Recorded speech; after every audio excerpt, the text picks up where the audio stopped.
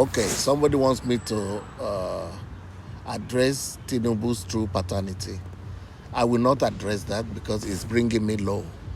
For example, if whoever asked this question, if you were supposed to be elected or you are supposed to even be to do anything, and everybody is arguing about your paternity, what does that have to do with it?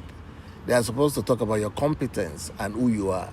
If they have settled the fact that you are a Nigerian, there is nothing else that matters. If, for example, I had one time somebody, this Kayode guy, Fanif Kayode, I think they call him. He was addressing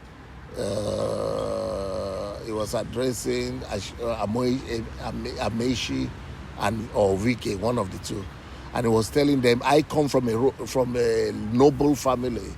My parents have been educated. They are the first lawyers in the country. They have been educated in the United States since the 18-something. And you are not compared to me. You don't bring yourself to my level. You are walking to school. I was being driven to school. You cannot, we don't belong to the same class. This is classism of that the Nigerian society got to rid themselves of. They are supposed to be able to say the child of nobody is able to become somebody. This is what we should be proud of, not the privileged position we have.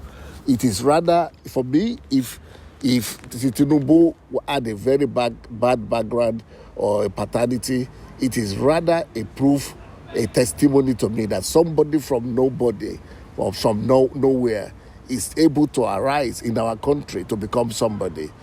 Me, myself, I am like that. I never knew my father. I've never seen my father before. But to see who God has chosen to glorify himself through all of you in all of Europe. Today in Europe and Western world, no Nigerian preacher has more name than Sunday Adelaja.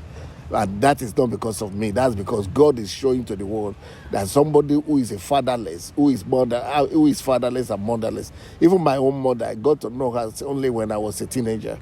So somebody like that is what we should be profiling and say it is not a privilege, and because it is only the feudal mindset, the feudalistic mindset that makes us to think that only children of the upright, the noble, can become somebody. No, we should rather be priding ourselves that people who are nobody, who come from no home, or who don't have father, who don't have parents, can become somebody in our society.